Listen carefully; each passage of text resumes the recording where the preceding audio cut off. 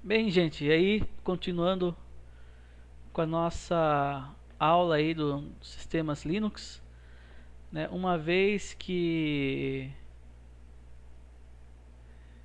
ele é instalado, reiniciado, fica aí esperando a tela de login. Bom, eu vou mostrar para vocês que basicamente temos dois tipos de login no sistema Linux.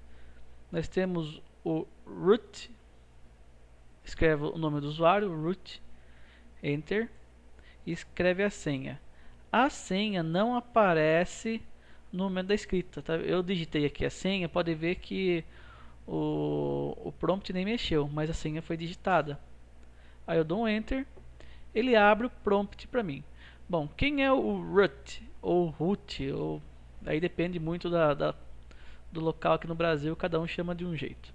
Né? Ele é o super usuário, né? Então ele é o cara que pode fazer absolutamente tudo no sistema, inclusive quebrar o sistema.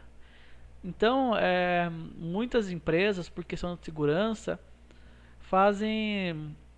dividem, né, a senha do administrador para 3, 4 pessoas, para uma pessoa não ficar acessando diretamente o, o root com medo de fazer alguma coisa e tudo mais, né? Mas você tem que dar a senha para uma pessoa de confiança que sabe o que está fazendo, porque ele pode fazer absolutamente tudo. Então nós temos aqui o prompt, né? Ali está root é @debian vt dois pontos, né? O sinalzinho de, né, o tio, é, e o sinal da cerquilha, o hashtag, né? Agora com o Twitter que ficou muito famoso, né? O que significa isso, né? O hashtag ali no final significa que o usuário que está logado no sistema nesse momento é o super usuário, é o administrador. Ou seja, significa que o root está acessando o sistema, certo? Então, se você pegar um prompt de comando num terminal Linux e tiver assim, muito cuidado, porque você tem plenos poderes a fazer. Para eu sair, fazer logout, você pode usar o comando exit. O comando exit, ele sai do sistema e volta para a tela de login. Vou dar um enter aqui, pronto. E é sempre assim, comando enter, comando enter. Aí ele volta para a tela de login. Eu vou acessar como outro usuário que eu criei, o aluno. Certo? Também não aparece a senha sendo digitada. Note que o aluno, ali no prompt dele, no finalzinho, mudou de hashtag para dólar, né? Ou cifrão, se você preferir. Significa o quê? Que toda vez que tiver um, um sinalzinho daquele de dólar, significa que o usuário não é o super usuário que está acessando o sistema, né? Não é o root, é um outro usuário. Ele pode ter um pouco mais, ele pode ter vários níveis de acesso, né? Mas não é o super usuário que pode fazer tudo. Esse usuário é mais limitado. Mesmo que eu dê poderes para ele fazer alguma coisa, ele fica um pouco mais limitado. Beleza? Para sair eu posso usar o exit, né? Ou eu posso usar a tecla de atalho Ctrl D. O Ctrl D também sai. Beleza? Então é isso que eu tinha para falar relacionado aos prompts aí, certo? Nós vamos entrar como root para a gente ver umas coisinhas que acontecem no Linux. Então vamos lá, root 1, 2, 3, 4, 5, 6, a minha super senha, né? Coloca uma senha fácil nas aulas para vocês lembrarem, tá, gente? Porque senão você tem que reinstalar o sistema para fazer isso, para fazer os acessos. Tá, bom, como é que funciona um sistema Linux? Um sistema Linux, basicamente, ou ele é um processo, ou ele é um arquivo. Processo é tudo aquilo que roda no sistema, são as rotinas que rodam. Pode ser rotinas em primeiro plano ou rotinas em segundo plano. O que são rotinas em primeiro plano? Aquelas que o usuário tem acesso direto, ele está vendo uma janela aberta, um Word aberto, né, um navegador aberto, né, o próprio aqui, ó, a própria máquina virtual aqui do VirtualBox, ele está em primeiro plano. Né? Então, o processo em primeiro plano é aqueles que o usuário vê e interage naturalmente. Processos em segundo plano são aqueles que o usuário não vê, mas estão rodando. Como, por exemplo, o antivírus, né, que fica ali no tray de outro sistema, mas ele está rodando em segundo plano. Né, e outros que nem no System Tray não fica rodando lá e você nem sabe. Né, porque o Linux, assim como o Unix, é um sistema multitarefa. Né? O que é um sistema multitarefa? Que executa duas ou mais tarefas de forma concorrentes. Né? E ele é multiusuário, então eu posso ter vários usuários acessando o sistema ao mesmo tempo. Então, por essa característica, ele tem processos que rodam em primeiro e segundo plano, né? Em múltiplos processos. Então, ou é processo ou é um arquivo. Então, eu vou dar o comando aqui top e dar um enter. Ó. Comando top, enter. Ele vai abrir para mim todos os processos que estão no sistema aqui rodando nesse momento. Note que a janela é dinâmica, né? Ela não para. Ela não para. Por quê? Porque os processos são dinâmicos. Né? Alguns processos estão usando a CPU naquele momento, outros já saem um pouquinho para dar espaço para outro. Né? Por isso que é multitarefa de forma concorrente. Né? Então, quais são as informações que eu tenho aqui no comando top? Na primeira linha, ele tem ali a hora do sistema. Ali no up 12 minutos significa quanto tempo o sistema está no ar. One user significa que tem um usuário logado. Load average é a carga média, ali na primeira linha. Na segunda linha eu tenho task. Task significa o total de processos que eu tenho no sistema atualmente. Então atualmente eu tenho 69 processos, um rodando e 68 dormindo. Certo? Nenhum parado e nenhum processo zumbi. O que é um processo zumbi?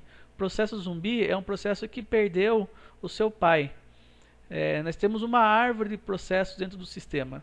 Então, cada processo filho é ligado a um pai, certo? Por essa árvore. Então, um pai pode ter vários filhos. Se um desses filhos perde a ligação com o pai, ele vira um processo zumbi. Certo? Então, repetindo aí, total de processos do task na segunda linha, um processo rodando, 68 em espera ou dormindo, né? Nenhum parado e nenhum zumbi. Na terceira linha tem ali a porcentagem de CPU de carga que eu tenho. Pode ver que o processo quase não ocupa. Né? Processo de sistema, porcentagem de CPU com prioridade, né? Por ID e assim sucessivamente. Na quarta linha eu tenho ali informações da memória RAM. Né, o quanto de memória RAM eu tenho, total, o quanto eu estou usando, o quanto eu tenho livre e quanto está em buffer. Né? O que é o buffer? Buffer são aquela área de memória que é usada para troca. Né? Então tem alguns processos que eu largo lá, que de repente se eu precisar, eu vou lá e pego. Ou algumas variáveis temporárias para fazer um cálculo, alguma coisa, joga tudo jogado nessa área de armazenamento temporário. E por fim, eu tenho ali o swap. O swap é aquela memória que eu falei que é a memória que auxilia a memória principal, onde ele descarrega os processos que estão há muito tempo na memória e não são usados com tanta frequência. Esse processo é um processo que acontece depois de um certo tempo. Né? Como o sistema está ligado faz pouco tempo, não tem nenhum processo em swap. Então ele mostra o total de swap, eu não deixei muito, né? O total de usado, o total de livre, mas pode ver que já tem alguma no cache ali do swap.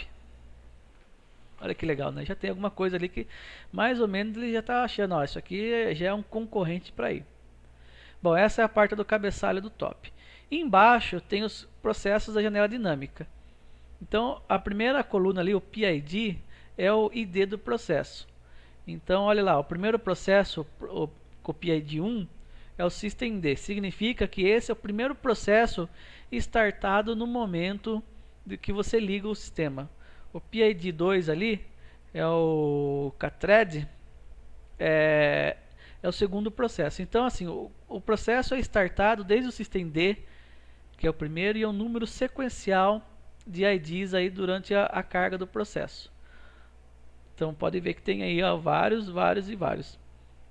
Pode ser que haja milhares de processos. Normal é ter muitos processos. Principalmente se você tem interface gráfica ligada, ou se você tem um servidor web rodando, um servidor de e-mails, né, um servidor de compartilhamento de arquivos. É que aqui eu não tenho nada no sistema, então ele fica só aparecendo isso. A segunda coluna é a coluna user, né, significa qual é o usuário que startou o processo. Por padrão no Linux, os processos de sistema quase sempre são startados pelo root. Como ele é o usuário que pode tudo, então ele pode startar o processo. E é feito isso de forma automática. A terceira coluna ali, o PR, junto com o NI, eles são questões de prioridade de processo. A prioridade normal do processo é a prioridade 0. Né? Então eu posso dar uma prioridade mais 20 ou menos 20. Isso aí nós vamos ver em outra oportunidade, mas essa é a questão de prioridade. Ali a coluna virt significa a memória virtual usada. Né? Então assim, ele faz possivelmente alguma coisa que está em cache, que está ali. O res é memória reservada, o share SHR é memória reservada, a porcentagem de CPU é a porcentagem de carga de CPU que o processo está usando, a porcentagem de memória é a porcentagem de memória que a CPU está usando, o time é o tempo que o processo passa dentro do processador, né? Não acho que o processo fica todo o tempo dentro do processador, né? Ele entra, ele sai, então assim tem muita dinâmica com essa questão do processo. Ele não fica ali todo o tempo, ele entra, sai, então ali é a carga que ele ficou total dentro do processador. E o command é o processo, né? Praticamente é o processo que foi startado ali, o systemd, top, kthread, kworker, rcu, então é o que foi feito. Então o comando CPU nos dá uma informação, né, dinâmica de tudo que está acontecendo. Então aqui são todos os processos, né, startado para você ter acesso. Para eu sair é só usar a letra Q. Digitei Q, ele já volta para o prompt de comando ali embaixo. Né? Para limpar é o Ctrl L. Ctrl L limpa a minha tela. Bom, como eu falei que tudo é processo ou arquivo, né, aí eu vou mostrar para vocês que isso é verdade. Então eu mostrei os processos que são startados por arquivos, na verdade, né, são binários. Né, mas vamos pegar, por exemplo, o hardware. O hardware no Linux ele é tratado como um arquivo. Por exemplo, eu quero saber as informações do processador. Né, como é que eu faço? Eu busco isso num arquivo. Eu vou usar o leitor de texto more. Né, vou entrar na pasta proc. E dentro da pasta proc tem um arquivo chamado cpu.info. Então vamos lá, repetindo. Aqui, ó, raiz, pasta proc, arquivo cpu.info. Vou dar um enter. E olha lá. Ele mostrou para mim lá, processor 0, que é o primeiro processador, vendor ID, né, Intel, a geração, que é de sexta geração, né, o modelo do processador, né, quanto de cache tem, né, qual é o clock e tudo mais, as flags, que são as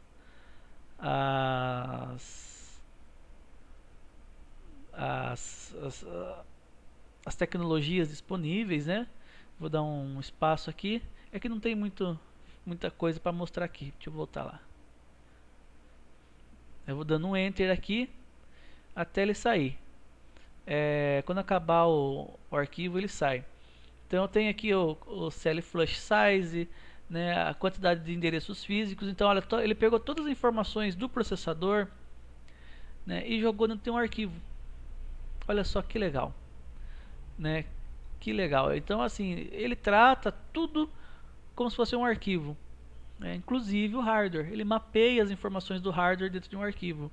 O que você parar para pensar dentro da perspectiva de um programador, de um administrador de sistema, isso é fantástico, né? Porque você tem controle total do sistema. Eu consigo qualquer informação em qualquer momento, sem precisar ficar instalando sistemas à parte, sem precisar nada, né?